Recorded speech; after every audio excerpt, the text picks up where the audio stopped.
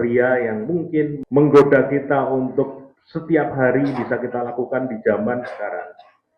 Sekarang hampir semua pegang HP ya Bapak Ibu, punya sosial media, mau Facebook, mau TikTok, maupun Instagram apapun, banyak orang yang memposting kegiatan ibadahnya, dari sholat, puasa, atau apapun, bahkan sampai ketika ibadah umroh haji, diposting biar orang semua tahu, biar semua orang paham bahwa dia melakukan ibadah itu.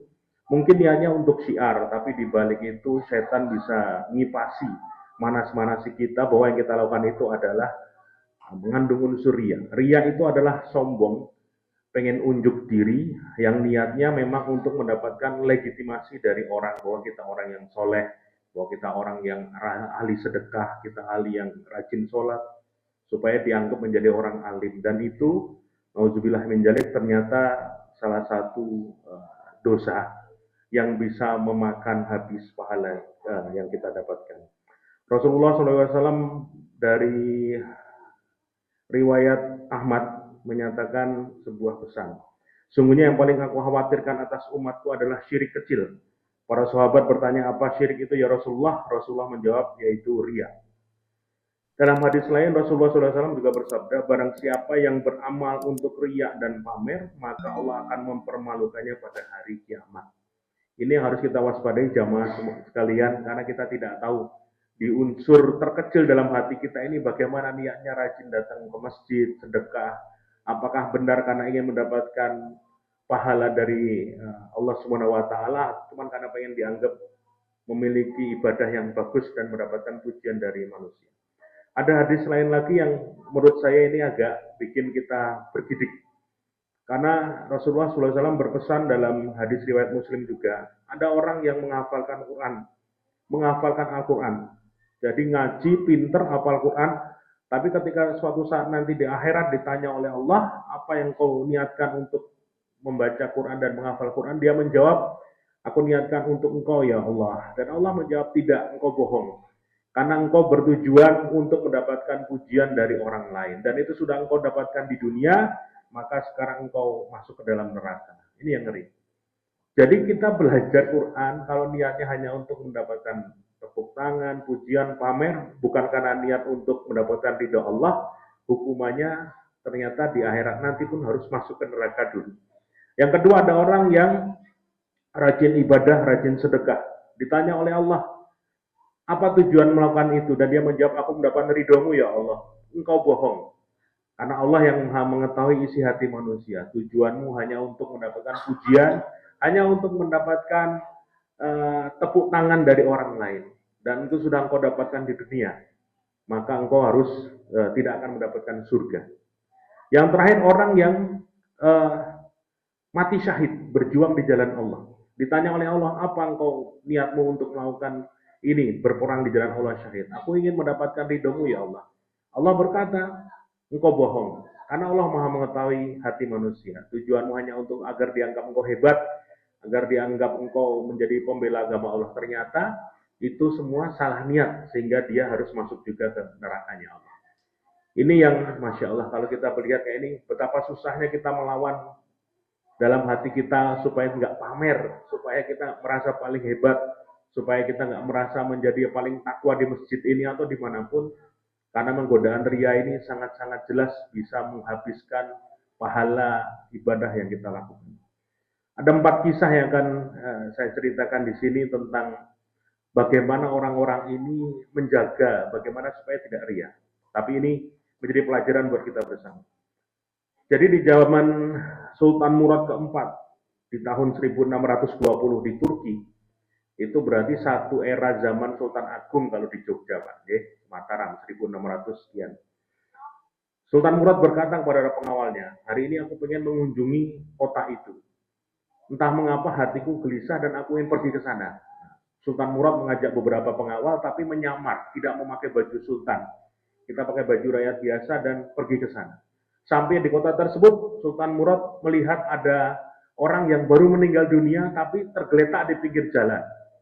Anehnya Sultan Murad kok lihat ini ada orang meninggal tapi nggak ada yang mengurus ini. Bertanyalah kepada warga yang ada di situ, itu ada jenazah kenapa tidak diurus? Biarkan saja di situ. Dia seorang pemabuk dan pezina di sini. Wah, padahal kalau kita ada jenazah, apapun kondisinya, apalagi seorang muslim, wajib bagi kita mengurusnya. Betul Pak? Ini didiamkan karena orang sudah mangkal terkenal sebagai pezina dan pemabuk.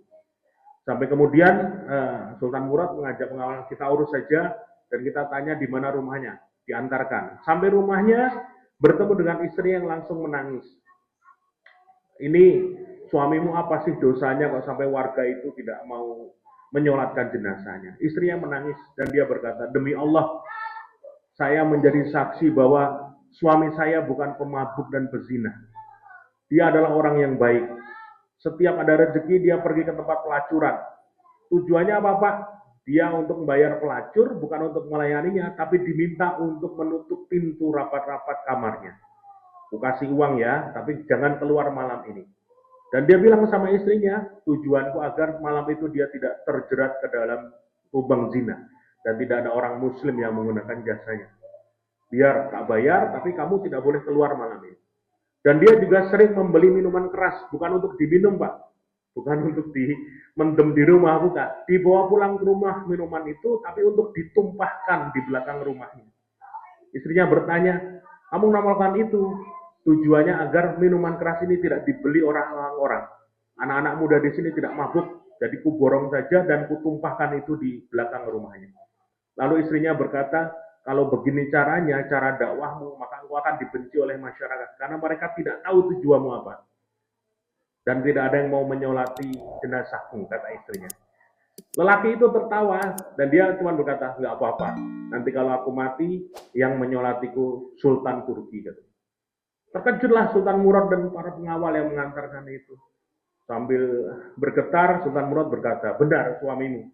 Apa yang dikatakan suamimu benar. Aku adalah Sultan Murad dari Turki datang ke sini untuk menyolati dan mengurus jenazah suamimu. Dia orang baik, Allah yang mengutus saya untuk datang ke sini. Wah, kaget istrinya.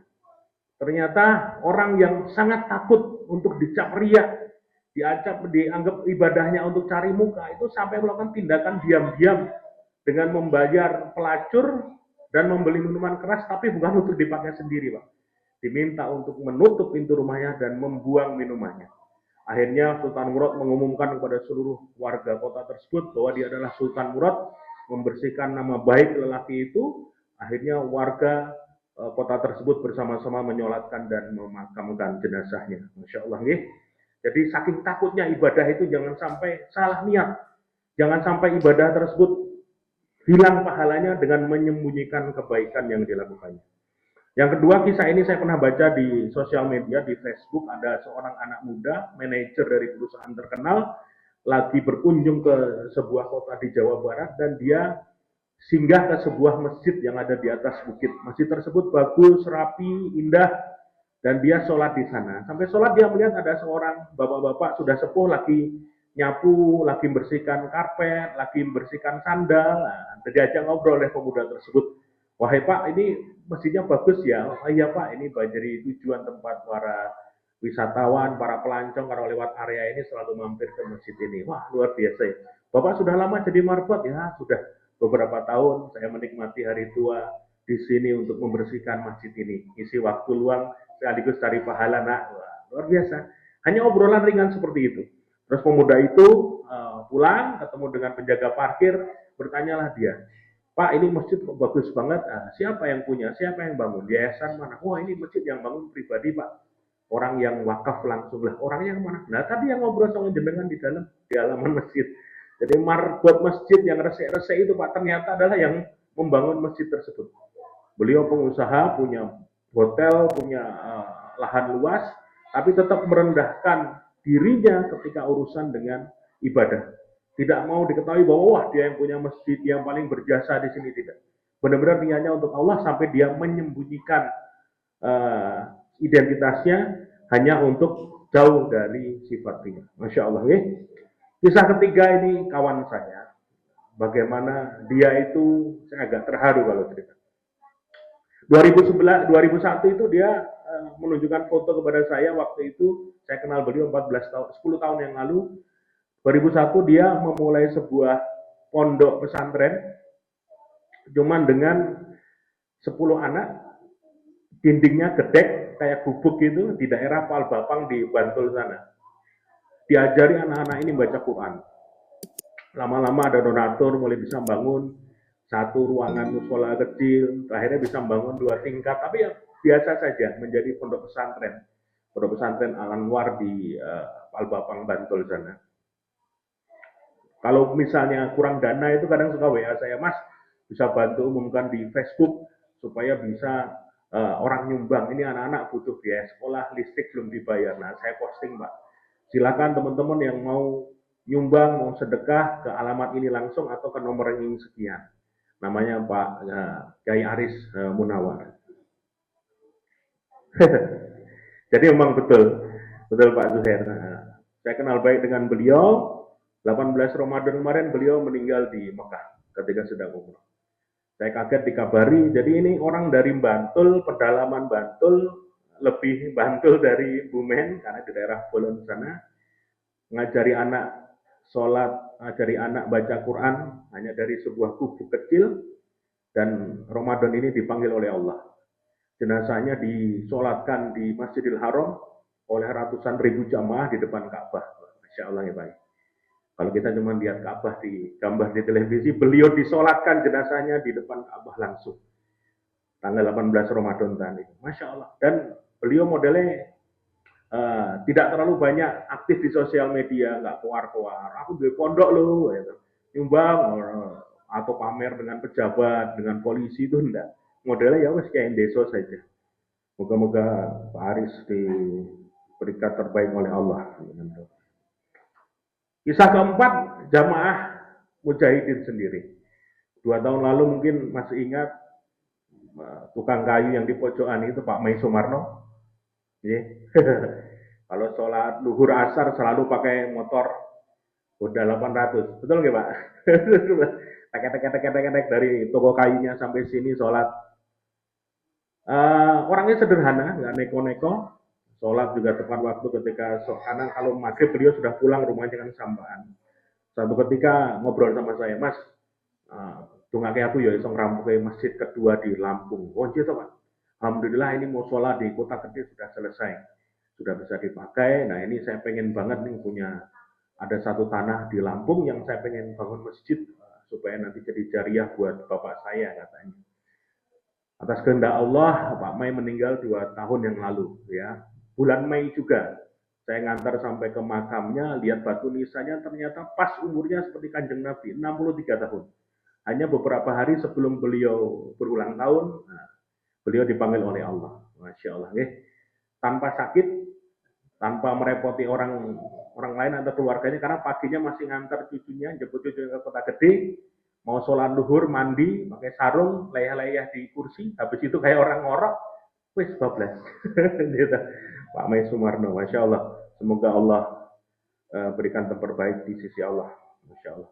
Dan yang menarik adalah ketika saya posting Pak Mai meninggal dunia, ada orang di Facebook yang langsung ngasih komentar. Matur nuwun Pak Mai untuk musola yang sudah diberikan kepada kami gitu, di kota gede tersebut.